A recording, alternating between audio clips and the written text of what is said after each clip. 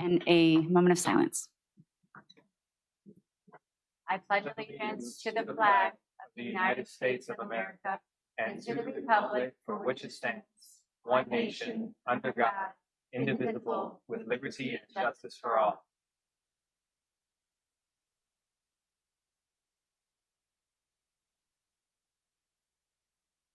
Okay, thank you. And we have invocation led by Miss Whitney Kilgore. And also, Miss Whitney, thank you for your service to our country Thank you. and our students. Yes, so glad to be here. Let us pray. I'd like to pray for you guys and anybody else that would like to join us this afternoon, this evening. So, Lord, we just thank you so much for this opportunity, for this day, for bringing us all here together in unity. We pray, Lord, for the board, that you would give them wisdom today, that you would allow them to make wise decisions, for the over 4,000 students that are part of this great county school district. And we just thank you so much for the decisions that they will make that will help to improve and continue to take it to the next level. I pray that you continue to give them courage to stand for what's right and for the best interests of every student and every teacher and administrator that is a part of this school, the school system. I also pray, God, that you continue to give them wisdom to make decisions that will allow these students to become good citizens when they grow up and leave high school and enter into society. I just thank you in advance for what's going to be done here tonight in unity. Remove all anxiety, remove all fear, and just allow your presence to lead and guide them. In Jesus' name, amen. Amen. Thank you. Thank you so much, Miss Whitney. Comment? Are we going straight to recognition or are we doing comments? No, recognition. Okay, so then we're going to have Mrs. Marjorie Churchborn come and recognize her as the Heart of Gold Award. Sorry, I couldn't get it up. It's hard for me actually to see. I needed a bag to carry. My goodness. Okay.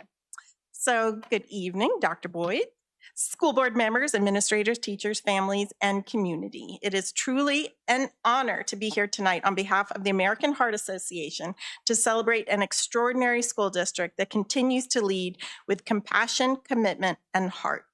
King George County Public Schools is one of American Heart Association's longest running Heart of Gold award-winning school districts. And that recognition represents so much more than an award. It represents a commitment that reaches every student, family, and school across this district.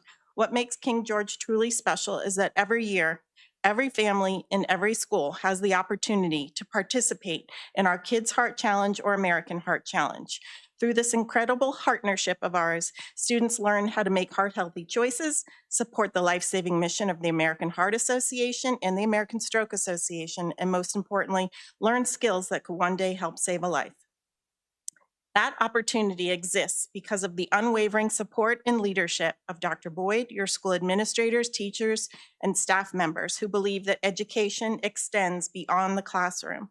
They understand that teaching children how to care for their hearts and equipping families with life-saving knowledge is one of the greatest gifts we can provide our communities, and the impact is remarkable. This past school year, 445 King George families chose to join their school's Heart Challenge team. Together, they raised an incredible $32,144.74 to support our life-saving mission. But perhaps even more inspiring is this: 120 King George families completed the challenge, which is called Finn's Mission. Taking the time to learn about the dangers of vaping and smoking, recognize the warning signs of a stroke, and master the life-saving skills of hands-only CPR. Because of your partnership, there are now 120 families in this community who know how to respond in a cardiac emergency, recognize a stroke, and potentially save the life of a loved one, a friend, a neighbor, or even a stranger. What an incredible gift. One day, one of these heroes may be standing beside someone during the most critical moment of their life. And when that happens, we'll have this district's leadership, commitment, and partnership to thank. Tonight, I am especially honored to be joined by one of my newest heroes, a true heart warrior from King George County, Miss Lenny, who is a proud student at King George Elementary School. Lenny was born with a special heart. She courageously shares her story to inspire all of us to take care of our hearts. Be kind to our hearts, show kindness to others. Her strength, positivity, and willingness to help educate others make her an incredible role model. We are proud to have her as one of our ambassadors. We celebrate Lenny as one of our newest Youth Heart ambassadors here in Virginia. She is a hometown hero, and we are so proud to have her not only representing American Heart, but the entire King George community. With Lenny's help, we'd like to recognize 3 of our schools that achieved an incredible distinction this past year. Potomac Elementary, Sealston Elementary, and King George Elementary School each earned our prestigious Top 25 Heart Partner School Awards, placing them among the top 25 schools in all of Virginia for the impact they made for our mission. Please join me in congratulating these outstanding schools and everyone who helped make this achievement possible, especially my staff members who took the lead role in hosting their Heart Challenge, Mrs. Heather Mims, Mr. Luke Harvey, Miss Jenny Schill, Miss Caitlin Riggleman, Miss Rachel Patch, Miss Jen Archambault, Miss Jonelle Davis, and Miss Melissa Moody.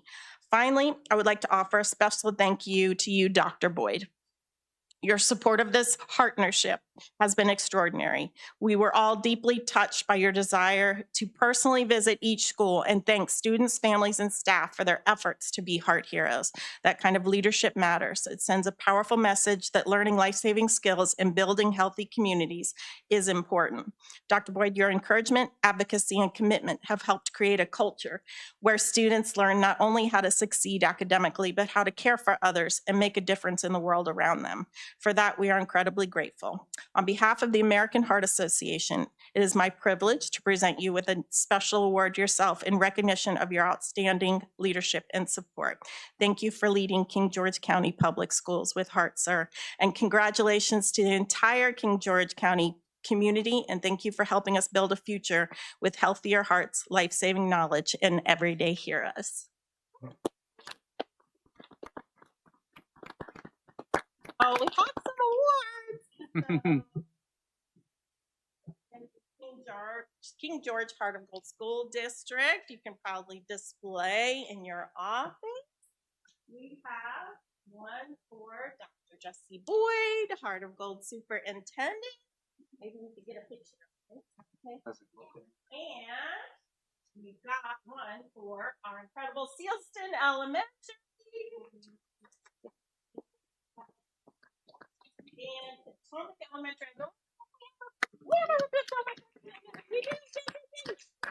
Wonderful. And King George, Miss Bridget.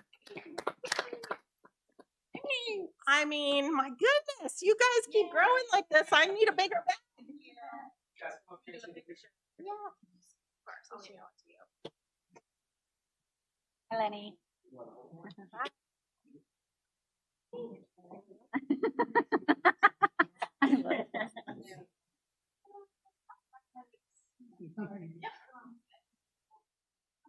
Finally, I don't have to see my toes. Oh, shoot, I have heels on it. Usually I can't see. Thank you. Thank you so much. Thank you. You'll just take lots of pictures. Aw. Guys. All right. Now we are moving on to public comments. I have to read this really quick. Wait. Just a second, Dr. Boyd. This whole thing. You can just read what you typically read the script. First, do you have that paper? Just Pastor Davis, so We got you. okay. He should know the routine by now. But we do have, I just got to read this real quick to you. Public comment is an opportunity for community members to share matters they believe deserve the board's attention. It is a one-way communication for the board, not a forum or dialogue.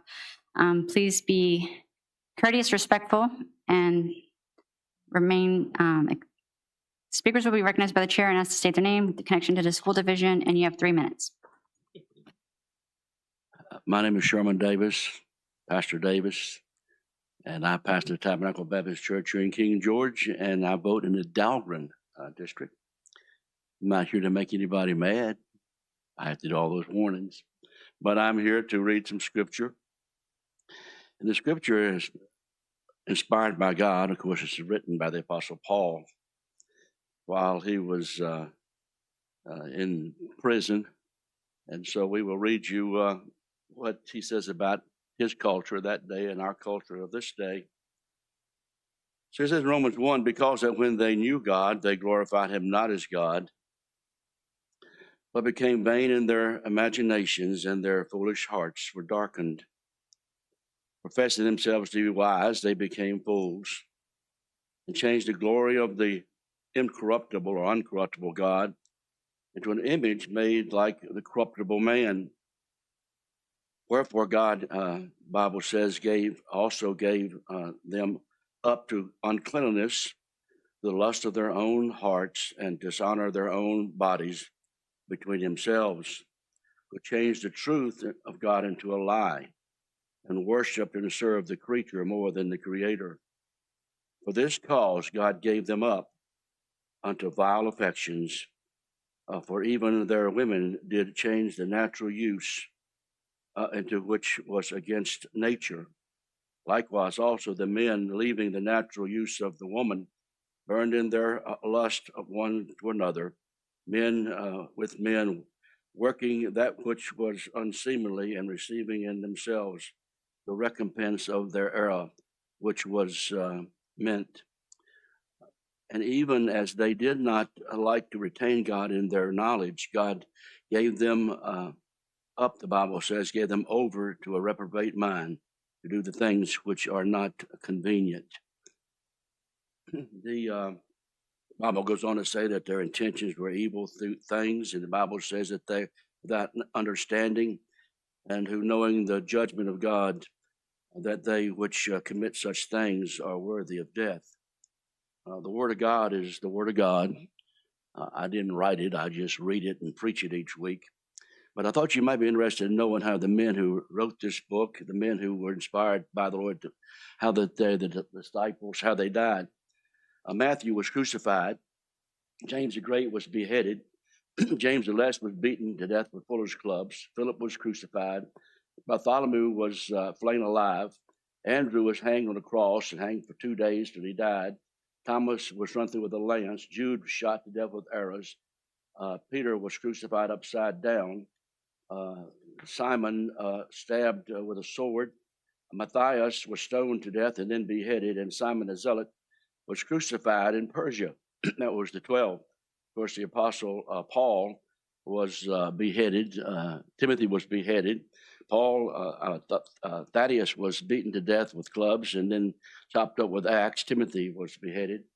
John Mark was dragged through the streets with a rope till he died. Luke was crucified in Greece, and Stephen was stoned to death. He was the first deacon. I'm just trying to say, keep the faith, stay the course, no matter what happens.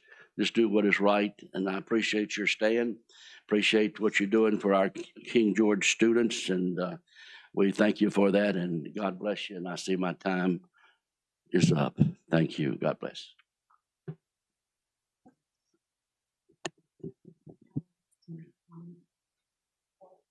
There's a comment. You can sign up. You want to sign up? Mhm. Yeah. She's in the Dahlgren district. Paula Warner. Okay. You can do it? Okay. Constituent. Okay, good evening. My name is Paula Warma, and I'm a resident of the Dahlgren District. I'm here tonight because I want to express my support for the school board's decision regarding non-curriculum clubs at the middle school. I think it's important to note that this decision is not a blanket prohibition on these types of clubs. The board allows them at the high school but it made a different determination at the middle school level. I believe that distinction is reasonable and appropriate for students at different ages and developmental levels. While this decision means that a GSA club is not available at the middle school, students that want to participate in a GSA club have that opportunity at the high school. I know that not everyone will agree with every decision the school board makes, And sometimes those decisions will disappoint people, but that does not mean that decision was wrong or that it was made with bad intentions. I also think it's a shame that this matter has resulted in a lawsuit. Students and families certainly have the right to disagree with the decision and to pursue whatever legal remedies they believe are available to them. What concerns me is that at school board meeting after school board meeting, public comments on this issue went beyond disagreeing with the board's decision and questioned the members' motives and intentions, at times suggesting that their opposition to the club was rooted in bigotry or a desire to discriminate against these students, while ignoring the board's stated reasons, concerns, and repeated assurances that you all care about all students. Now, similar allegations about the board's motives have become part of a lawsuit. But as someone who has listened to all the school board meetings, I have never heard any of you say anything hateful or disparaging against any student or supporter of the GSA Club. I believe that all of you deserve to be heard and judged on what you actually said and did, and not on motives that others have attributed to you. I also hope that members of our community will be careful not to jump to conclusions based solely on the allegations contained in the lawsuit.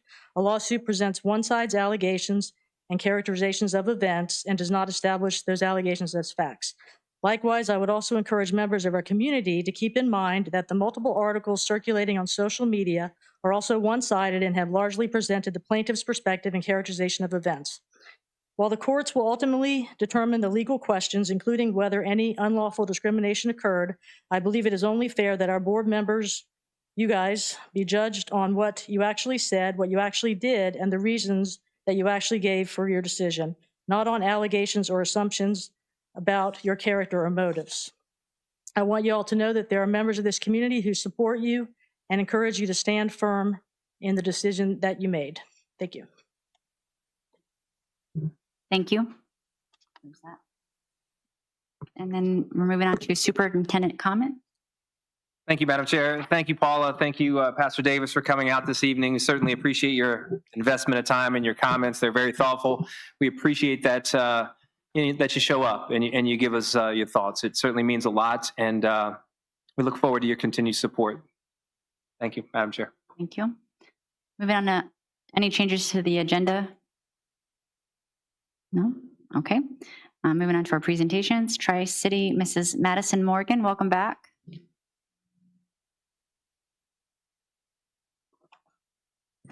Good evening. Thank you guys for having me out tonight. I'm Madison Morgan. I'm with Tri-County City Soil and Water Conservation District. Kind of here tonight to share a little bit of a report of what we've done in the past year with King George County Schools.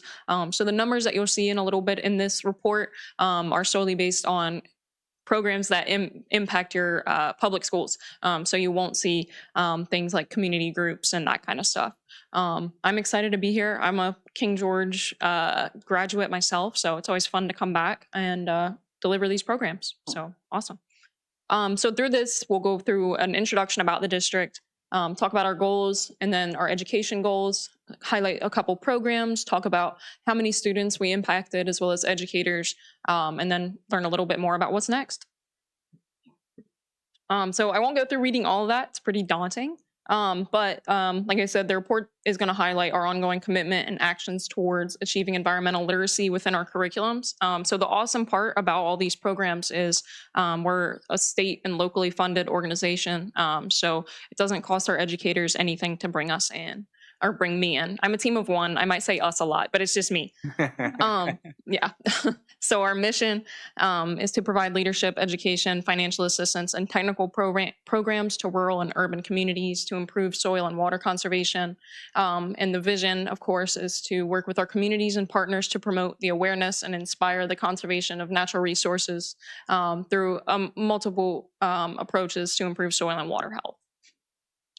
On the education side of things, two of our biggest goals for the next couple years include being able to provide education to all of our communities within the district. So we do cover King George, Stafford, Spotsylvania, and the city of Fredericksburg. It's a little bit over 70 public schools. So lots of reach, but we make sure to try to hit everybody we can. We're promoting this through poster contests. We provide a scholarship, youth conservation camp, youth conservation leadership institute, scout patch programs, kind of everything. And we really want to increase our reach and educational impact. And we've been able to do that year after year. And that's very exciting coming from, of course, schools redeveloping outreach plans coming off of COVID. So it's good to see that those numbers are still continuing to rise. So some of our key programs within this past year were STEM Day at the Fredericksburg National Stadium. I actually got to do one of the pregame programs. So I got to go on the Jumbotron and do the Enviroscape. And I talked to about 4,000 students at that event, highlighting kind of our watershed and how the little things we do in one area affect further downstream. The next one would be a pasture tour. We invited most of our locality representatives. So I'm hoping this year to expand it to school board members and maybe do some administrative field trips similar to this, but get the teachers a chance to get out of the classroom and learn more about what we do kind of on all levels. It was great. It was in King George County at Aspen Grove Farm off Caledon Road. And then we hosted a field trip to Rappahannock Education Farm in Stafford County. We didn't have any King George students attend that field trip, but the opportunity is still open for this year.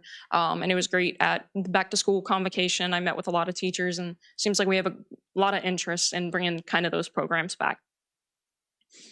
So in King George County, main programs, of course, were at the elementary level, and those, of course, teacher convocation at all of them, multiple programs at each school, majority of SEALSTEM. At King George Middle School, more career clusters and soil sciences. At King George High School, again, a lot of help with career clusters, talking about watershed health and sciences. King George High School did have one of our scholarship awardees this year. Fun fact, this is the first year we've actually been stumped trying to choose a scholarship winner. And we actually ended up increasing the scholarship to award 2 winners. So we hope to continue that and give more opportunity. And then countywide, which again, those numbers aren't going to be included. That's things like farmers market activities, working with cooperative extension at pollinator picnics. Of course, we always have conservation camp, and then Virginia Conservation Assistance Program education sessions. And those are going to be mainly for adult learners. So in King George County, 15 programs that reach just over 1,000 students. The district totals include 69 programs with almost 9,000 total participants. That almost 9,000 number is reflective of the multiple localities as well as an other tab. So other might dictate an event that had more than just one locality or 2 localities. And that includes some teacher outreach too. We offer professional developments with Project Learning Tree, Project WET, Project Wild, all the projects, agriculture in the classroom as well. So in conclusion, like I said, I'm so excited to be here. I went to King George. I remember in elementary school doing programs with 4-H and Miss Mish. So it's cool that I get to be in that role and continue working with the school district that helped me get to where I am today. So I included that quote, focusing on teaching children how to think and not what to think. It's kind of the basis in all of the programs. And again, I'm just super excited to continue working with you guys. I'm happy to answer any questions. Oh, sorry, that's my contact info. I have a question. Do you still keep in touch with Mrs. Mish? I have seen her a couple times through the grapevine, but not super. She was my neighbor. She was an awesome, nice. Yeah. awesome 4-H there. So I remember those programs too. And thanks for carrying the torch. Yeah, thank you. Madison, can you go back 2 slides, please?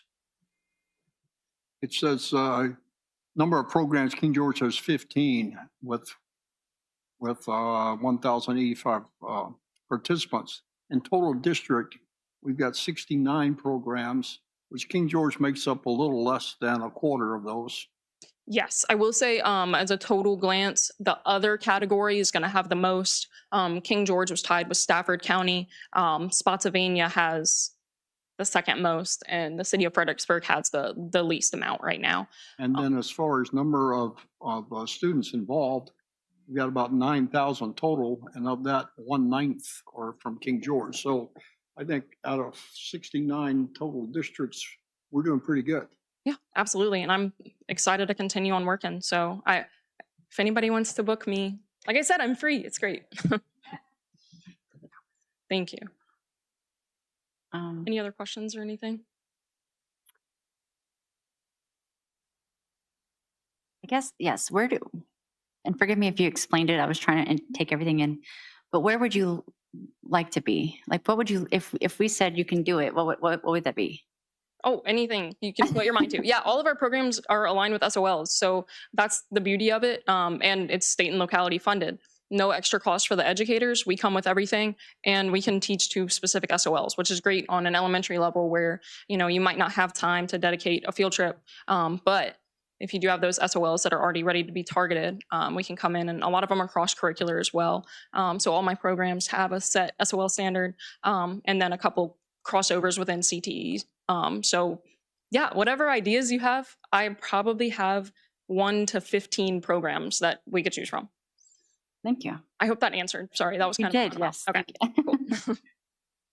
More questions? Thank you, Madison. Thank you. Appreciate you. Have a good day. Thank you all. And I do have a little gift for you guys. Is it okay if I just pass them around? Absolutely. We love gifts. Thank you.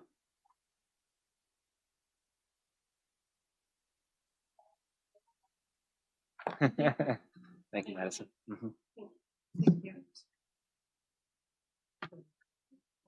So much.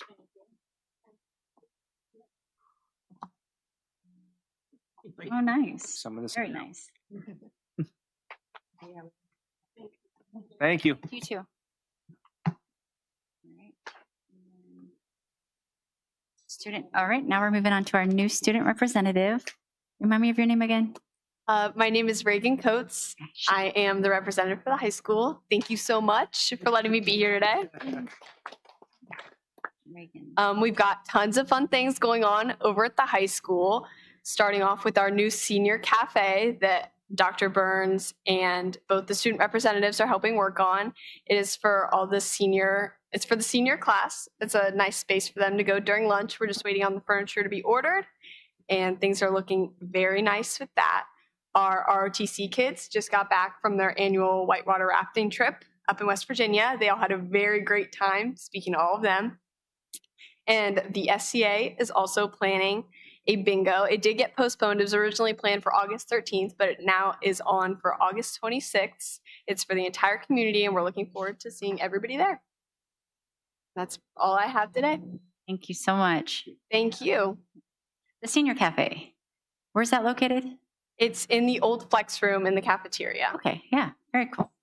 Good job. You have any questions? Yes. Okay, thank you very much. Thank you. And then we are moving on to consent agenda, donations. Madam Chair, we have 2 donations for approval this evening. The first is a $5,000 donation from our local Walmart that is for the Daily Living Skills Program grant at the high school. And then our second donation is from the King George Education Foundation, and it's the Fox Smart school supplies that they're donating to the schools. So, Madam Chair, I would ask for approval this evening for those 2 donations. Madam Chair, I would like to make a motion that we approve the donation of $5,000 for Daily Living Skills Program and Fox Smart school supplies. Second. Any discussion? All those in favor? Aye. Motion carries. And then, What is the day with so, okay, now we're moving on to the meeting minutes, approval of June 15th, disciplinary hearing, regular meeting, June 17th, special hearing, July 20th, special meeting, and July 30th, special meeting. Was everybody there for these meetings? Madam Not for Chair, all of them. yeah, I was not there on the 15th and the 17th. Okay, so Was not somebody who was, 30th. you want to do it, Kathy? Because I think you were, or were you? Rachel, I think you were at all of them. You can approve it. Motion. And I guess I'll second it. I make a motion that we accept the June 15th disciplinary hearing meetings, the June 15th regular meeting minutes, the June 17th special meeting minutes, the July 20th special meeting minutes, and the July 30th special meeting minutes as presented. I second. Any discussion? All those in favor? Aye. Aye. Meeting minutes approved. So I abstain because I was not there. Yeah. Just want to make sure you got that. Oh, she'll mark it in there for the ones that they weren't there at, right? Aaron? Do the, 'Cause there was 3 of the board members not there, just some we of have them. one motion, so you can just abstain. It's fine to abstain. We still have enough of a, the motion still passed. Yeah. Discussion items, standard of quality verification report. Yes, Madam Chair. So annually, we are responsible through the Virginia Department of Education to complete the standards of quality report. This is, I think, termed now the accountability report. They changed the name on us. However, the process is still the same. Everything that is in the standard of quality document that is circulated by the Virginia Department of Education, every year we have to certify that we actually meet those standards. So if you look through this document, it basically lists all the standards. And then it's simply a yes or no response. The answer is yes down the entire document as far as everything that we do in terms of the standards of quality here in King George County.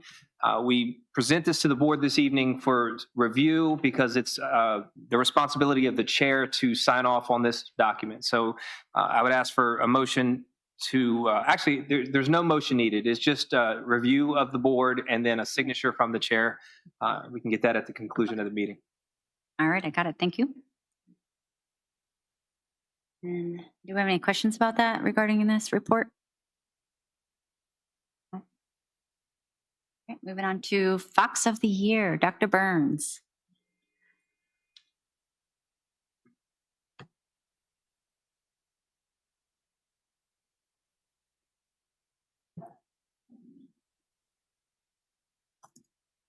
Good evening. Good evening. Good evening. No slide? Okay. I can do it without. He's on my screen. I can do it without the slide. Do you want to borrow my computer, Dr. Burns? No, it's fine. I think I've Got it. always have talking points. Oh, there they are. All right. So, ladies and gentlemen, good evening. Dr. Boyd, members of the board. I was asked tonight to talk a little bit about some recognition programs at the high school, new recognition programs at the high school. So first and foremost, what I want to share with you is that we are a school that's committed to returning to Renaissance. We are right now taking a deep dive into Renaissance, and we have our wonderful student council rep that's going to help us do that, and our mom who's here, who's an expert on the topic of Renaissance. Not to put her on the spot, but we could use your expertise. But Renaissance is all about creating a culture where students really want to be at school and want to do great things. And so we're looking at creating some new norms, some new traditions at our school. As many of you may know, we have the Outstanding Foxes program where we recognize many students quarterly. What we're looking to do is we're looking to expand our recognition programs to also include recognizing our teachers. But let me first talk about the Fox of the Year program. That's a new program. We are committed this year to having four, not two, 4 pep rallies this school year to coordinate with each quarter. And the best one is going to be the one that's going to be held in January, where at the end of that particular pep rally, we're going to recognize one senior as the Fox of the Year. This is a student that best represents the core values that we've established at the beginning of the school year, being where you're supposed to be, doing what you're supposed to be doing, making wise choices as choices have consequences, using your hands for kind deeds, using your mouth for kind words, and so on and so on. And so we're going to kind of talk to our leadership team a little bit more about what those specifically mean in terms of selecting a student. But this particular Fox of the Year student is going to be an unsung hero. This is not going to be someone that, it's not going to be your valedictorian necessarily, or your salutatorian necessarily, but it's going to be someone that maybe is under the radar, that doesn't ordinarily get recognition, but certainly deserves recognition and best represents our school. This particular individual will serve as an ambassador for our school. They will receive a Letterman jacket at the assembly. They will also have their picture, their graduation photo, prominently displayed in the hallway for years to come, so that people can walk down the hallways 20 years from now and see who the very first one of the year was, the 2027 Fox of the Year. The person will also get a prime spot at our graduation. They will be a graduation speaker. So that's going to be really cool. We unveiled this with our seniors recently during the assembly. They were really excited. The most important news I shared with all of them is that any one of them could be the Fox of the Year. Any one of them. The other thing we're doing this year, and I'll certainly take some questions about Fox of the Year in just a few moments, but we're also starting a Fabulous Foxes program where we recognize teachers. And so we will be selecting a Teacher of the Month who is a fabulous fox, working with our PTSA. They will actually do some fun stuff for that particular person when they're recognized, to include also providing them with a lunch next week. We'll actually be announcing this person this Friday. So we're taking nominations so anyway, so I'll pause there. Any questions about some of the recognition programs that we're instituting this particular school year? Are you doing it across grade levels or just the seniors? You mean like in terms of well, for the Outstanding Foxes, we certainly, that's across the board. The Fox of the Year is just a senior, but we are also looking at doing other recognition for our students as well, because you'll see one of our themes with respect to Renaissance is recognizing the accomplishments of others. So we're looking for some creative ideas to kind of expand this, not just Fox of the Year, not just the Fabulous Foxes, not just the Outstanding Foxes. We're looking for other ways, perhaps to our ninth graders as well. So the non-negotiables up there, I get is there like a passing grade requirement? I would think that would be a requirement. I would think also, looking at, attendance, looking at, because you be where you're supposed to be, that's Right. attendance, do what you're supposed to do your schoolwork, that kind of stuff. So yes. Okay, thank you. As far as the teacher recognition, because there are some teachers that we all know that are fan favorites or Fox's favorites. Mhm. When I was at the high school open house, there was a teacher in the hallway that I had never seen before. I think she'd been there a couple of years. And I just heard a student walk past her and he was reminding her of the impact that she had on his life. And this is a teacher that I've never really heard the name of. So there are some really good teachers that are kind of quiet. Right. So how are we going to find those? Well, I will tell you, Mr. Ritchie, at my direction, sent out a nomination list, and I will tell you that the nominations are starting to come in, and some of the stories that are being shared are about teachers we ordinarily don't recognize. So certainly we're going to recognize all the teachers that are nominated, but we will have a selection process in terms of selecting folks that maybe sometimes don't get the recognition that they do deserve. So you probably will see some names that you haven't heard of in the past. Yeah. Okay. Thank you. Dr. Burns, thank you for all the work you've put into this. I mean, you and I have talked several times about this or things like this, but I am still, I'm still concerned with getting a level playing field that we have for our students, so that when it comes time for the valedictorian, if they don't all come from the same place, that every student is represented. And you and I have talked about we can do this by offering more AP and dual enrollment classes for ninth graders. But whatever we can do, I think it is important that we do that, because I've had a numerous teachers and numerous students say that this is not a level playing field. So if maybe you could do a survey with your seniors and see what they think. Absolutely. Or maybe Reagan can tell us what she thinks. I am really glad that's brought up. It has been in years past, yes, typically kids who are granted more opportunities, like the CGS kids or the CBGS kids, are given the valedictorian spot. So I do agree that maybe if we offered some more AP or dual enrollment classes to our younger grades, it would definitely, as you said, level the playing field a little bit more.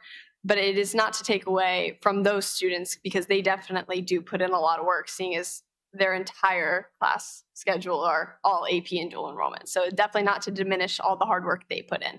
Absolutely. Yes, Mr. Frank, I would add that, in terms of, when we each year, of course, we begin our hiring phase and we start very early, but I would say to you that always looking for teachers who probably have dual enrollment certification or looking at teachers who perhaps can teach AP courses so that we can broaden and expand opportunities for those, for all students at our school. So I'm totally in agreement.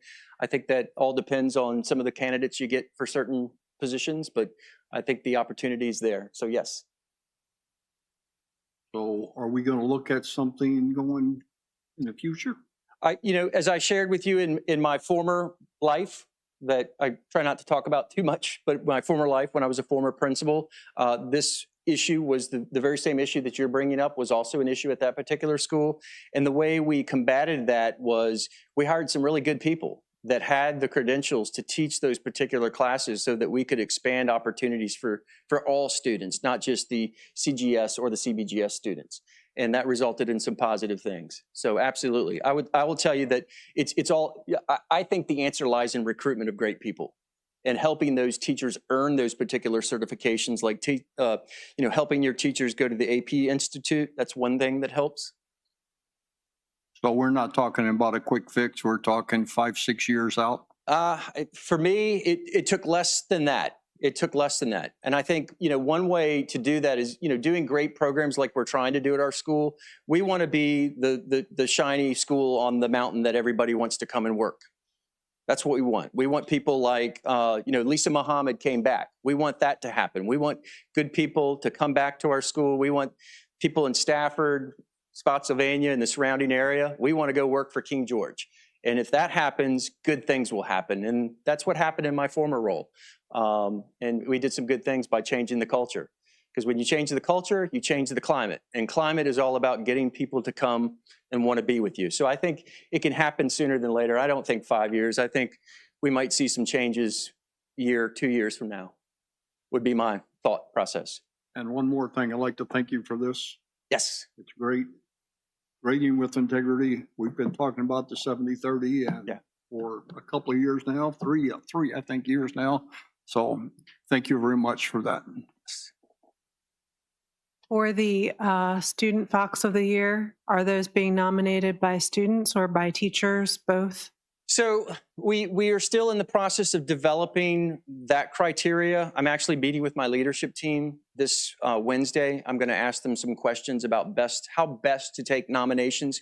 We certainly don't want it to be a popularity contest. So we'll do everything that we can to mitigate that so that we're actually selecting someone that just doesn't meet the popularity requirement, but actually meets the goes above and beyond criteria in terms of being a great citizen. That's not to say that popularity and citizenship are mutually exclusive, at all. But Thanks, Dr. Burns. I think that this is a great positive move. And I just want to say that if anybody here when the board hasn't heard Dr. Burns give his morning announcements, you need to go listen, because who can have a bad day after hearing that? all right. Yeah, they called me this morning. My queue is in now for a special guest. I was actually halfway up the hallway and they called now for a special guest. So I can run too. I had to run as quickly as I could to get there to do the morning announcements. But thank you. Appreciate you. Appreciate all that you do. Thank you, Dr. Thank Burns. you, Dr. Burns. Yes, this is exciting. All right, now we're moving on to the policy manual updates. And there's quite a few of them. Yes, Madam Chair, the exciting part of the evening. So we're trying to keep up with VSBA. VSBA does have another download of policy manual updates. We have 15 for you this evening that are in some places substantive. So I do think it would be valuable for us to walk through them. If at any time you guys need me to stop and have a discussion or explain anything in greater detail, I'm happy to do so. I'll just go down the list and please stop me if you need me to. First policy is BBFA. This policy is titled School Board Member Conflict of Interest. This policy change comes from really two areas, and what you'll see is a theme. VSBA has a new attorney, and the new attorney is removing a lot of procedural things out of the policy manual. So it's specifically mentioned in this policy that you can find the procedural stuff in the COIA guidelines, which we looked up and verified. However, you'll see in many other policies, the theme is that they're removing procedural things. This particular policy now makes it possible for school board members to do their annual conflict of interest documentation online, and that's the major change, the substantive change. So I'll take a motion for approval on this, or any questions, Madam Chair. Madam Chair, I make a motion that we approve policy BBFA as presented. I second. Any discussion? All those in favor? Aye. Aye. Policy update approved. Okay, I'll keep going. Madam Chair, next policy is BDA. This is regular school board meetings. This came out of the General Assembly this year. Basically, this is two things. Number one, we're required to have an agenda posted now, which we have always done. And number two, you're no longer allowed to propose a change to the agenda and vote on that same item in that same evening. So that's something that honestly I think we've done a good job of, and I think even the Board of Supervisors keeps that in mind. But basically, you can't change the agenda, put something on the agenda, and vote for approval on that same evening is this policy change. To give the community a chance. Give the community an opportunity to review. Madam Chair, I make a motion that we approve BDA as presented. I second. Any discussion? All those in favor? Aye. Policy updated approval. Next policy, Madam Chair, is CBCA. This is disclosure statement required of the superintendent. This again comes from Senate Bill 530. This was the same bill that affected the school board's conflict of interest paperwork. This is just my version. It's available online, and this is in relation to the superintendent. Madam Chair, I make a motion that we approve policy CBCA as presented. I second. Not all at once. Any discussion? All those in favor? Aye. Policy approved. Next up, Madam Chair, is EBB. This is threat assessment teams. It adds new training requirement for House Bill 1071. And that House Bill 1071 is a change that now public school officials, this could always be done by law enforcement officials. SROs could do it for us. But basically, if we believe that there is a substantial risk or an imminent risk, we can request that the law enforcement go to the house and see and basically do a wellness check, see if there's any availability to guns or anything like that. And they now give that opportunity to school officials to review that. So I would ask for a motion on approval of that, Madam Chair. Madam Chair, I make a motion that we approve policy EBB as presented. I second. Any discussion? All those in favor? Aye. Motion. Policy approved. The next policy is EEAD, use of school buses. This is a significant rewrite. However, it's not a whole lot of substantive change. It basically allows us to allow other county entities to use school buses and share the cost of insurance. So in our fee structure, when we allow other entities to use our school buses, insurance can be part of the fee charged. Madam Chair, I make a motion that we approve policy EEAD as proposed. Second. Any discussion? All those in favor? Aye. Policy approved. Thank you, Madam Chair. Next policy is EFB. This policy is titled Food Services. This change comes out of House Bill 210, and it basically amends the policy to require for annual reporting of school meal debt. So we have traditionally done that here in King George County. This is now required via policy to annually report the school debt that we're seeing. I think a lot of school divisions across the Commonwealth are experiencing a large portion of debt, and I think this is a way that it becomes more of a public issue, reporting school lunch debt, and collectively, not down to the student or anything of that nature, but just the overall sum. I have a question, not necessarily related to this policy, but does that debt, what happens with that? Like, We suck it up. Yeah, it's honestly supposed to be absorbed by the locality. Yeah. And if I remember correctly, ours last year was 86,000. It was actually, I think it even rose higher than that. And if you remember, part of our request for the carryover funds was to cover that debt. So the county did help us last year cover that debt.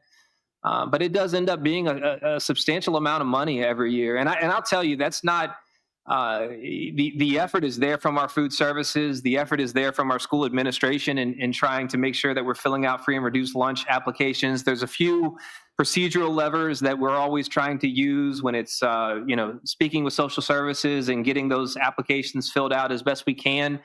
But it's a challenge for us and many other school divisions.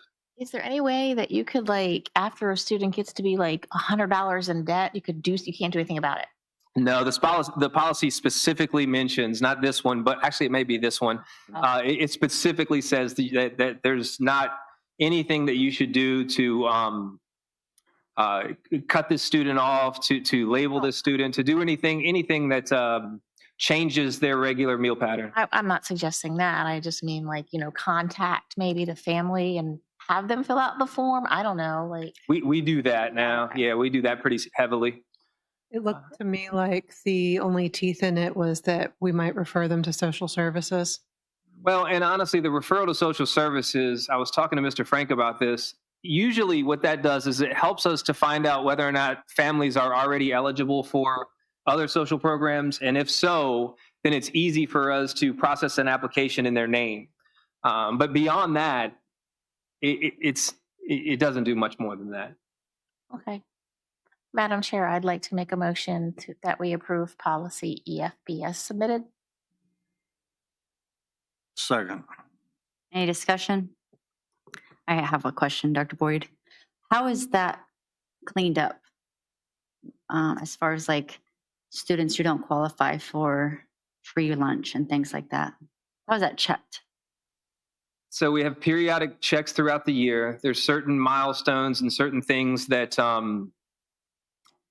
that we look at, like school dances, like driver's education.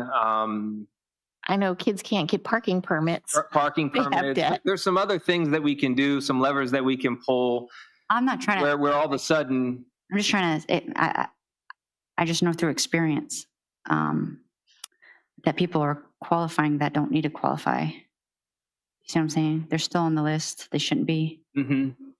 So they do those periodic checks as well. They'll take existing. Actually, that's one of their pretty heavy job this time of year. They'll take existing applications and review those, and they have other data sources where they can check. So I bet a lot of this is are little kids that have no control over whether they bring lunch to Well, that's exactly it. The kids don't have control, and so we don't do any. I mean, we feed children regardless. So that's the tough position we're in as a school division. Of course, we're going to feed children, but the debt does run up pretty substantially. $86,000. It's a teacher. Maybe two. I think it ended up being like 124,000. It rolled up over. I think it might have crested 100,000 last year. Yeah, it was. But you know what? Is there a way to there are so many people that no longer have children and would love to sponsor a child when they're aware of it. When we talked about this last year, I had a lady come to the cafe and drop $100 off somebody's meal. And I'll tell you, we've explored a number of different options. Like Mrs. Davis there's local churches that will help us. There's donations that are often given to food services from the community. There's ways where we combat the debt. And then ultimately this past year, the Board of Supervisors helped us out extensively, but per policy, the responsibility does fall back on the locality. Okay, thank you. So that was discussion. You have something? So I'm just curious what you guys think about this course of action that goes from 0 to calling social services. I mean, shouldn't there be some sort of note that says, let's call the parent first instead of calling the social services to They suspect send notes child home. neglect? Yeah, send they'll notes do that. Yeah. Yeah, Are you it looking says at- that on here. Are you looking at R already? Did you guys not think that was a problem? Well, it says may include notifying Department of Social Services, so it's not necessarily. If a parent regularly fails to provide meal money. Yeah, you're but saying, the why not first get- course of action should be call the parent, right? And it is. Maybe it's just not highlighted in the regulation. I'll tell you, they spend a lot of time calling. Gotten In a fact, letter. I don't know. I was going to say, I've gotten a letter I have know children my in the school kid. division. Even if you have $2.70 of debt, Well, yeah. you're going to get repeated phone calls to your Or- house. That Or if you pack their lunch and you don't know that they're yeah, putting money on, yeah. yeah. There's a lot that happens before, but I understand what you're saying, Ms. Cleveland. I just don't understand why it didn't say, next course of action, which could include calling the parents or up until calling social services. Like it's just right to social services. I don't know. I have a problem with that. Could we ask the students before they charge a lunch whether or not they actually have a packed lunch already? Whether or not what? Whether or not they already brought a packed lunch? Some of that comes from that. Yeah, we're really not allowed to do anything. Yeah, I mean, it's honestly, well, I'm not going to get on my soapbox tonight, but I've had these conversations all the way up to change with the USDA, and Ms. Davis and I both share the same concerns. It's the responsibility falls back on the locality, and there's not a whole lot we can do to remedy it. Is anybody else thinking of the Seinfeld, no soup for you? Nope, there's soup Wish all you said around. it. All right. Do you want to change it? I mean, I would like it to be worded differently, but It is a little backwards because it does say that the superintendent will create policy, but not policy, but the procedure, and then it kind of states procedure. Well, there's a lot of them that say the superintendent will. We can bring it back to you with the comments you've made this evening if you'd like. That's not a problem. just to, it's like 0 to full force calling child services, And if you're understand. going to put procedure in there, which that is procedure, then I think Absolutely. you should spell it out. That's fair. If the whole board's on board with that, we're happy to bring it back. Yeah, that's a So valid comment. I've not sent money to school with my child before, and I would hate for you to call social services on me. Okay, just saying. So we had a motion made. How do we do that? Just, We'll table it and we'll just, I don't need a motion. Yeah, well, there was already one made. We were in discussion. so we'll just let the motion die. Okay. Yep. All right, moving on to the GAE. Okay, GAE, Madam Chair, is titled Child Abuse and Neglect Reporting. And basically this increases through policy the number of people that are required as mandatory reporters. I think if you look through the policy, it includes people that honestly already should be. It's coaches, advisors, it's other people that have close contact with students that are now listed specifically as mandatory reporters. So I'd ask for approval, Madam Chair.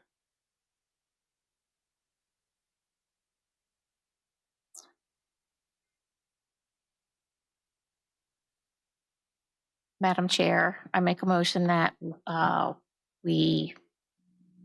am I losing my words? That we approve policy GAE as submitted. Second? Any discussion? All those in favor? Aye. Policy updated, approved. All right, next up is GAH. This is titled School Division Employee Conflict of Interest.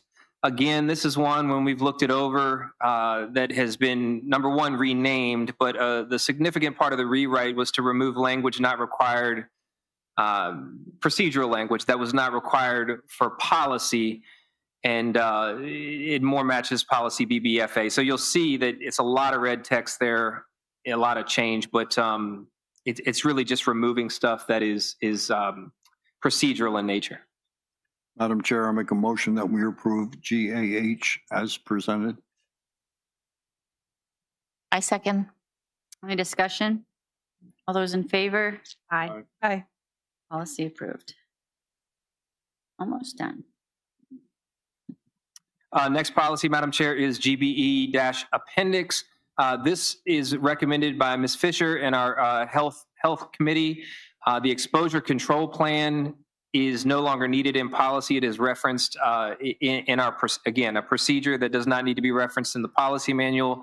The request is for this policy to be deleted, so I would take a motion in that nature, Madam Chair.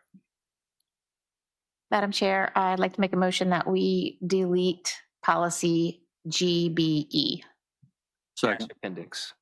dash appendix. Sorry. Any discussion? Because Mr. Frank seconded that. All those in favor? Aye. Aye. Policy updated approved.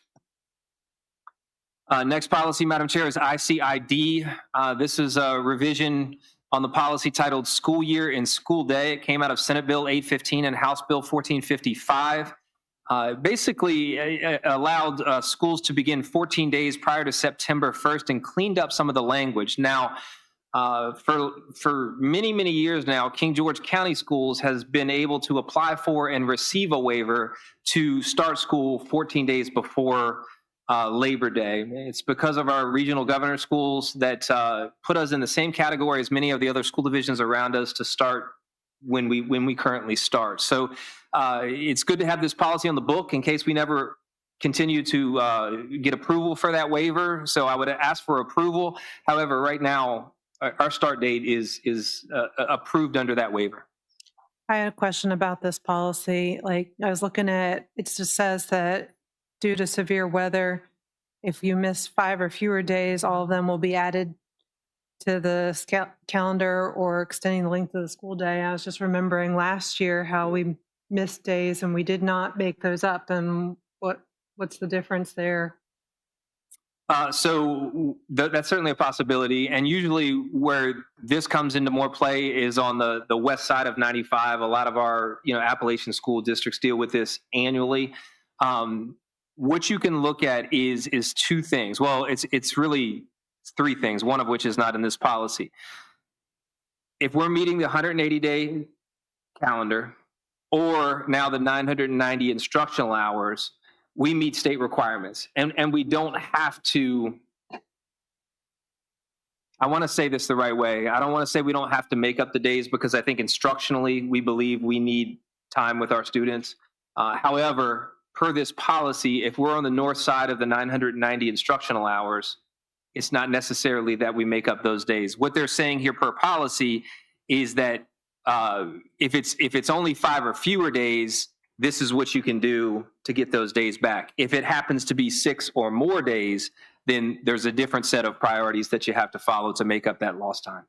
Well, it just looks like this policy is saying that regardless of how long our school year is, we're going to be making up any missed days. And that wasn't the case because our school year is actually longer than this. It's much longer than this. Yeah, but much longer than the 990 instructional hours. Yeah. Yeah. Just, it looks like, I don't know, I feel like there ought to be something in there to say that if the school year is a minimum, then we, in the makeup days, then this applies. But then that really wouldn't apply until we're getting below the 180 or the 9. Under the 990. Yeah. Yeah, it's kind of backwards. It Like, is. The next paragraph has that in there, but it's like after it. So it kind of looks like it's. See how it's kind of confusing? Yeah, well, and I'm trying to read it like if it said something like may be made up instead of are made up. You see that first bullet? Because it does kind of read like it's required to be made up, but it's not if you're well above the 990. I think that putting in the makeup days, that it applies if we're dipping below the 180 or the 990. That makes sense? Yeah, but I think we might even look at makeup days even if we're not dipping below the 990. That might be a possibility. So if we look at, we made this change last year, if you remember, we updated our instructional calendar to include actual days that we're considering, that the board is considering if we begin to miss a lot of days because of inclement weather. Remember what was that first day? Was it President's Day was the first one? And then we had 2 others. I think they were teacher work days. But we have days right now outlined that if we miss school, these will be the days that we make up so that the community knows. Should something like that be in our policy?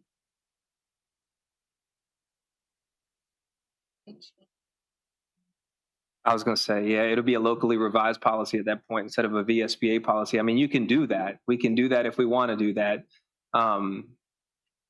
Those days are not going to always be those days. So it's not all, you know what I mean? It's not, it's. Yeah.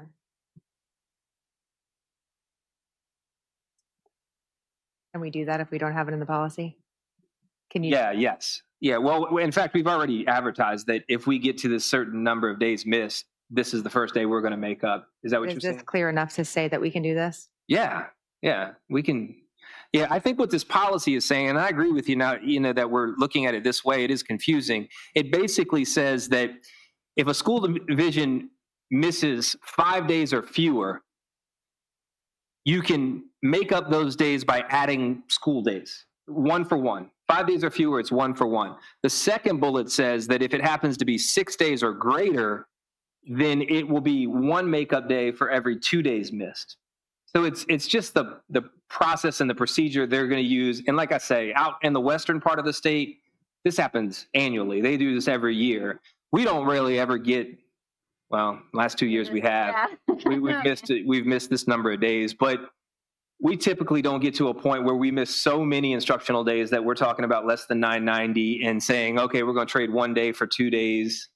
It reads confusing in that manner, but that's what they're talking about in this policy update from VSBA. Do you want to table it? Or do you want to approve it as with the wording that you presented? I would be okay with tabling it. Okay. Maybe. We will table that one, Dr. Boyd. Okay. I might need some guidance on how we want to look at that. I mean, I got some ideas, but I nominate Rachel. what's that? Yeah. Got it. Said I nominate Rachel. I'll give you ideas. Okay, all right, I Point of got you. contact. And then if you don't get a hold of Rachel, call Carrie.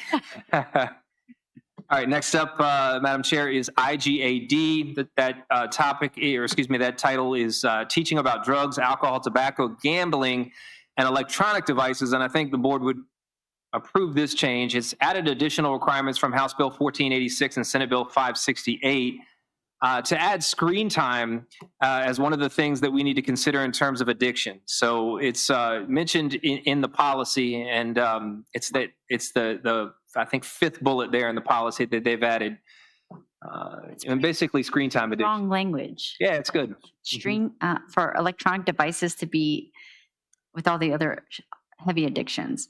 That's crazy. Mm-hmm. That's where we are. It is, yeah, it Good. is. Okay, Madam Chair, I would like to submit a motion to approve policy IGAG as submitted. Second. Any discussion? All those in favor? Aye. Aye. Policy approved. Next up, Madam Chair, is our regulation JHCF-R, nutrition guidelines. And you remember this was introduced, I believe it might have been last year.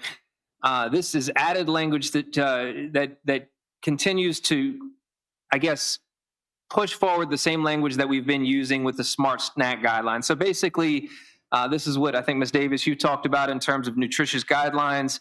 This is basically making sure that we tighten up the edges when we're talking about fundraising and other things, vending machines, things of that nature, that we're adhering to these Smart Snack federal guidelines. And you can see how those are defined in the regulation. Dr. Boyd, does this mean that these clubs that are at the high school who are selling candy, like the football, they'll no longer be able to do that? Yeah, it actually does. So we've taken a look at the Smart Snack Guidelines. I'll tell you, there is some state policy that talks about a certain number of fundraising activities that I think it's 30 per year or something like that, that don't have to follow the Smart Snack Guidelines. I'll tell you that adds up quick. So like, for example, if you're selling snacks in the hallway, every day you're doing that, that's a fundraiser. So, you can, that's 30 days of school that you've met that threshold. So those Smart Snack Guidelines, if you read through them, they're trying to talk about ways to incentivize other things beside junk food and things of that nature. So I know it's not everybody's favorite topic, not to be able to grab a candy bar when they want to, but it is the same language that we're seeing in the school nutrition program and that we're seeing and really the competitive foods with vending machines and things of that nature everywhere. So is that 30 per school or 30 per division? school. Okay. For school. You know, But why is the last bullet point scratched out then? Because I read it as we would be able to, because they're crossing out that you have to do it for a la carte concessions, fundraiser, vending. I think that's because you can do 30, but after 30, and it's referenced somewhere else. Yeah. Okay. yeah, I'm actually excited about this with the vending machines because someone who was addicted to energy drinks and is now suffering of the consequences. I hate the fact that we sell energy drinks in our schools. I know that a lot of the students love it and probably staff as well, because I get it, but it's so unhealthy for our students. I know a few years ago they weren't allowed. Well, they dress them up now in different ways, and that's what we've seen across the board. Yeah, is but what's in that- our school is Monsters, and those aren't dressed up. I don't know if they're monsters in the vending machines. Well, they were at one time. They got some kind of. I mean, like I said, these advertising companies are masterful at Trying to make it the way look that healthy. they're marketing. Yeah. But Is this going to happen right away? as soon as we, I mean, yeah, it mean, is as far as happening right inside the away. But your schools? approval certainly helps the process. Are sodas being offered at the schools? I don't think we I don't. never saw. Right. Yeah, they did at one time. In the teachers' lounge, there might be a soda machine. No, at the high school at the Do we have second. do we have sodas at the high school? I don't know of any teacher lounge that has a machine. Yeah, probably not. Hmm? Probably not. Reagan, do you know? I know because I went to night school there just recently. I know we have like Powerades and things like that. Personally, I haven't seen any sodas lately. Normally, we're not really gravitating It towards. was Mountain Dew. There's one inside the teaching lounge. I know. No, there was one, the one right outside of the counselor's office. Oh, in the main office. The main office. Okay, I don't know. I'm trying to tell you where it is. Yeah, I hear you. You keep talking. Where was the vending machine at that you're talking about? Outside of the counselor's office. Upstairs? Yes, That's gone. it's gone. I think that vending machine is not even there anymore. Yeah. Okay, good. So at the elementary school, there, some of the breakfast options were pretty high in starches, like a lot of breads and sugars. Does this policy address that in trying to reduce the amount of sugar we're giving to kids? I think it does. Yeah. So I think the Smart Snack guidelines, everything that we serve now has to meet those specific guidelines. So there's spelled out some in this policy, but even if you look at that deeper, if you Google those Smart Snack guidelines right now, it addresses sugar consumption and a well-balanced diet. Yeah. Madam Chair, I'd like to make a motion that we approve policy regulation JHCFR as submitted. Second. Any discussion? All those in favor? Aye. Aye. So approved. All right, coming to the end, guys. We're at JJAG. This is Student Athlete Extreme Safety and Protection. This one we tabled last time so that we could update it with our revised flag program that was brought forward through the Health and Safety Advisory. So Mrs. Fisher included that information in this policy for review. Dr. Ward, I have a question on the bottom of the first page, that last bullet there on the first page. Adam, yes, sir. Whenever feasible, King George County Schools athletic trainer and/or athletic director. Can we take out whenever feasible? I think we can. I hope it doesn't put us in any type of liability situation. This is like, hurricane, any type of crazy weather that, if there's a situation where a flag can't be raised, I think that's what Mrs. Fisher was thinking in that regard. But it's not something where, if it's a nice sunny day, we can't get outside to hang a flag. That's what I'm looking at, is whenever feasible. I mean, if the athletic director or the trainer is busy, then doesn't put it up, that's not feasible. Sure. I'm trying to think of some other language that would be appropriate. So, of course, we don't want to, if weather permitting or something like that. Well, this is all weather, so I don't know about weather permitting, whether that'd be a good one or not. I know. I'm just, you know, of course, we're not going to ask you to go out there in the eye of a hurricane and Of course. raise a flag. Well, we won't be in school anyway, Yeah. but whenever feasible, that just leaves a lot of flexibility. It does. Yeah. Trying to think of a different way to put that. Why is it there? Yeah. I guess because if we have tornadoes. Would you like us to bring it back or? We can just strike that if it's. Oh, you can't if we strike it can't- because It's added in there, so kind of, we can just deny it. No, we can, This is a local, it's not something from. yeah. I I'm don't- sure we could prove it with the strike if that is desired. So just from what I can see, if we strike it, the issue is liability. Yes, and if, you know, we could. If there's no liability problem, I like to strike it. If there is a liability, then we got to come up with another word. So we can bring it back. Yeah, there, we could make another word. Yeah. I think. That's protect it from liability. So we're not saying that somebody has to go. Never necessary. We can come back. Um, with the word. Necessary is a decent word for it because then that means when it's in a, when possible. That's what the Visible. staff is for. They'll figure it out. Yeah. I'm sure Mary will figure it out. We can bring it back. Yeah. If you prefer. all right. All right, and I think we're on the last one, Madam Chair. So this is, again, came out of the General Assembly this year. Policy is JOA, student transcripts. And basically this has some legal reference updates, a grammatical change, and one word that it is required to include certain items within the transcript. So not a whole lot of substantive change there, but a change that did come out of the General Assembly. Madam Chair, I make a motion that we approve policy JOA as presented. I second. Any discussion? All those in favor? Aye. Policy approved.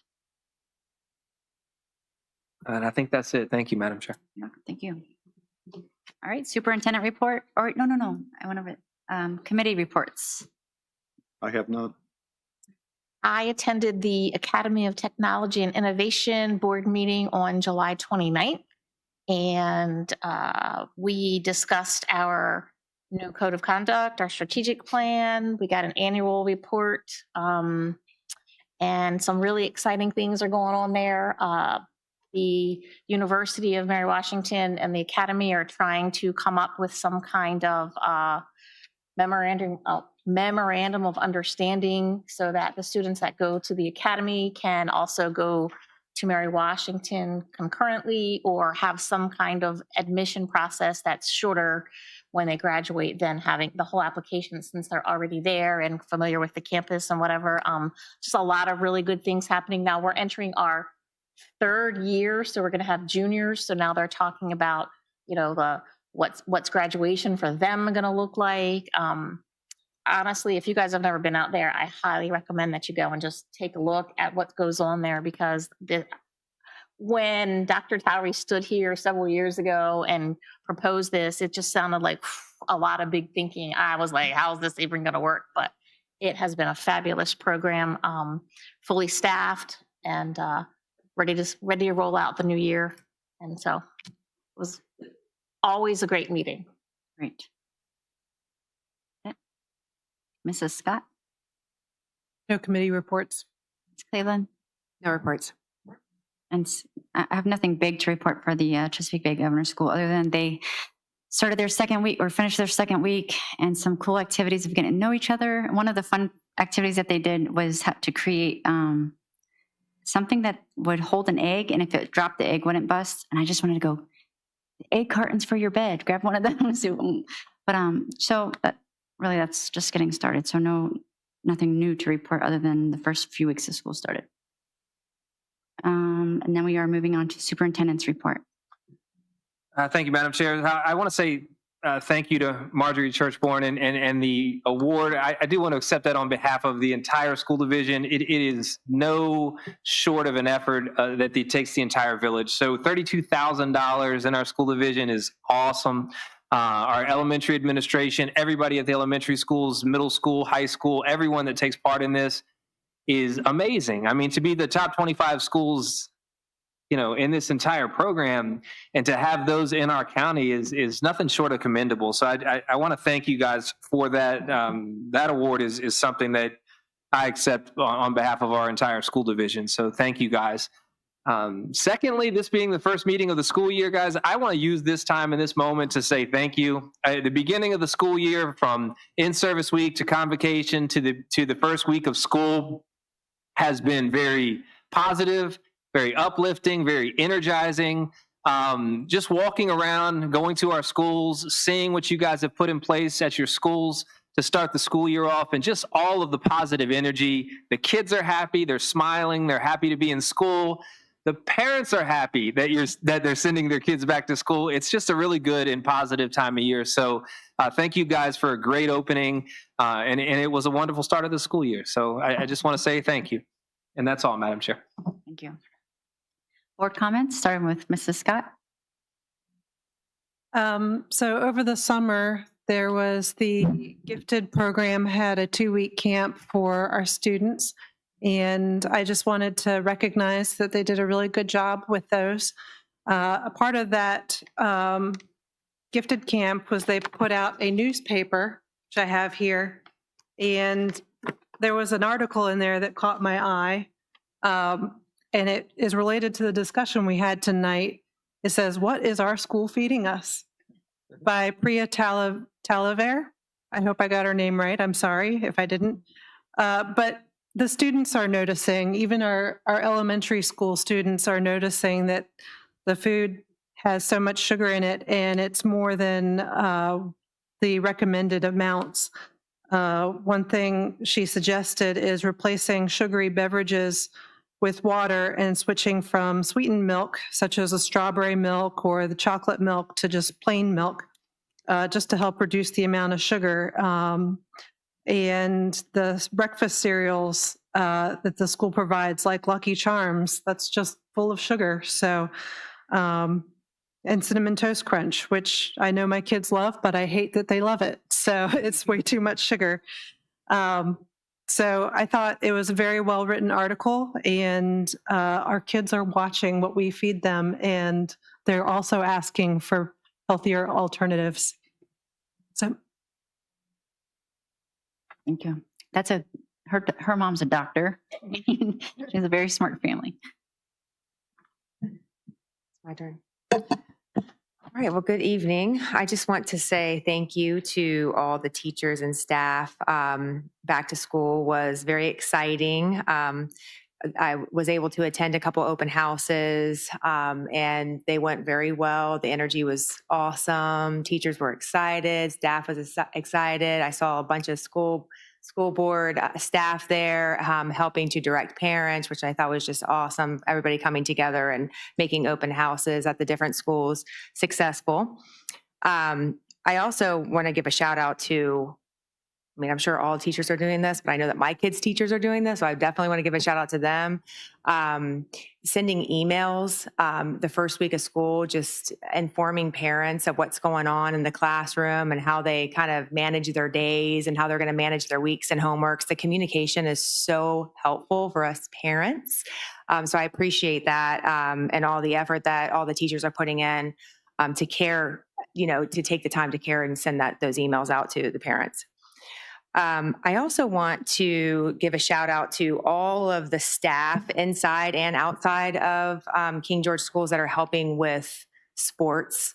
I know how much commitment that these coaches put in, and I'm just so appreciative of all of the excitement they bring to the kids and believing in the kids and helping them to achieve success in their sport. So I just want to give a shout out to them because they're doing an amazing job. I also want to say thank you to Dr. Boyd. Awesome convocation speech. You did a great job. Indeed, teachers have a lot of roles to play, and I took a lot from that speech from you. So I appreciate you, talking through a lot of that. And one more thing is, board, I am not going to be available for the meeting on, I think it's September 28th. So I'm hoping that we can try to move that if possible. But I will be out of town and won't be able to attend it. I will be out of town also on that day, so maybe we can move it up to the 21st. Yeah. I'd be good with that. Can we talk about that and maybe put an announcement out after I'll have a chance to look at our calendars? Yes, yeah, I just wanted to make you guys aware. I'd love if we can accommodate, that'd be great. I know that I won't be able to make it. But thank you. And I will not be able to make the 14th or the 28th, if that's what's. We do have one on the, oh, not the 28th, October 28th. Are you talking about September 28th? September. Okay. So right now we have one on September 14th.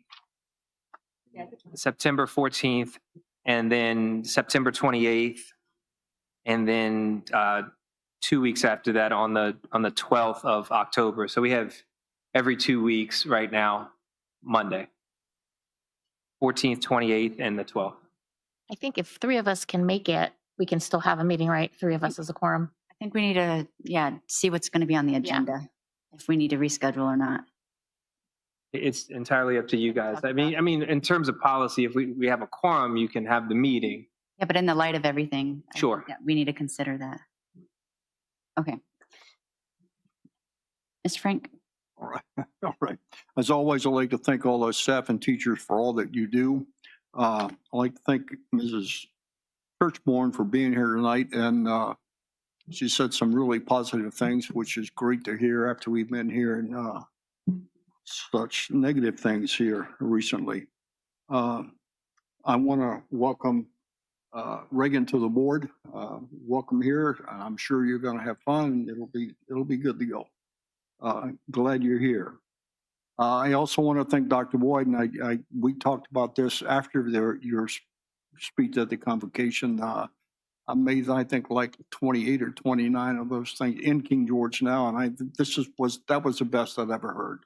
Normally, we talk about the SOL scores and stuff like this, and what you did was really great. I really liked, I think it was next to your last slide, where you talked about hate and trying to get the hate out of the classrooms. We need the hate. We need politics. We need the bias out of the classrooms. And, kids would just be so much better off without that going on. So thank you very much, Dr. Boyd, for that. Starting off on a brand new school year, I'm sure everyone's excited. I know everyone's excited. I happened to be at Sealston for their opening day. It went perfect. The one thing I did notice was that backpacks. When those little kids, backpacks are bigger than they were. And I'm wondering, what do they have in it, And everybody going through the metal detectors had to take out their binder. If someone wants to make a fortune, make plastic rings, binder rings, yes, instead of having the metal ones. So, but guys, thank you very much for all that you do. It doesn't go unnoticed. It's definitely appreciated. And again, thanks, Reagan, for being here. Megan, Reagan, for being here. Yes, welcome, Reagan. Look forward to working with you this year. I also tried to get to as many schools, and every single school was so well, like everybody was happy, upbeat. Of course, Laurie always wins the woohoo cheer. But those kids are so excited to come. And Dr. Nice, I was just telling somebody today how much I love the middle school atmosphere. Like, I really, really appreciate that. And of course, I already given Dr. Burns his pep talk about his announcements. Keep it up, because I love your energy there. I was out at Sealston and walked through. You guys, I don't know how you made it from down there to up here. Like, we got to work on that. Their open house didn't end until they were supposed to be at the high school. So We talked about it. sorry about that. That was a little crazy. And also a shout out to the bus drivers. Like this, I didn't get a lot of texts about late buses or crying kids. It probably happened, but I didn't hear about it. So that's a good thing. It was really good this year. And we had that's a tough job too. So shout out to them.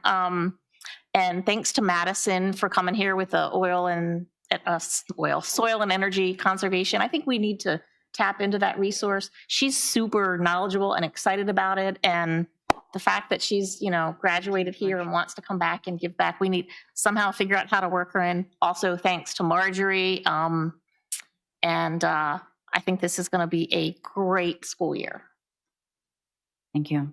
Just real quick. So as you can see that you guys really make us proud to be a part of King George and represent the schools. You guys are wonderful. We have confidence that you guys are doing your best and doing what's best for the students. And we mean that. We're not just saying it. I look at all of you guys and I'm just so encouraged. And you guys, yes. Yeah. For those that aren't here, this is for everyone involved because it was there was so much energy at convocation. It was so motivating. It was so inspiring. And we left encouraged after that. So thank you guys. And I piggyback off what Kathy said with Madison. I agree. We should get her involved. So more than she already is. So I'm going to leave it at that because everything's been said. Other than Dr. Burns, I'm really excited about the senior cafe. I think that's going to bring morale with the cafe seniors. Exciting. And then the ones looking forward to being able to use the cafe, a good motivator, and for the Fox of the Year program and all that you're doing. So thank you for bringing that morale to our schools. Appreciate that. I need my nickel back. Welcome, Dr. Rule again. He was everywhere I was and more. So I don't know how you did it. Plus get your own kids everywhere, but it's exciting to have you on board. Thank you. All right. So then can we get we're moving into closed meeting. A motion. Pursuant to State Code Section 2.2-3712A of the Code of Virginia, I move that the board convene in a closed meeting to review hires, substitutes, resignations, and stipends as permitted under 2.2-3711A. Number one, for discussion of the disposition of publicly held real property as permitted under 2.2-3711A. Number three, and briefings by staff members pertaining to actual or probable litigation as permitted under 2.2-3711A, number 7 of the Code of Virginia. I second. Any discussion? All those in favor?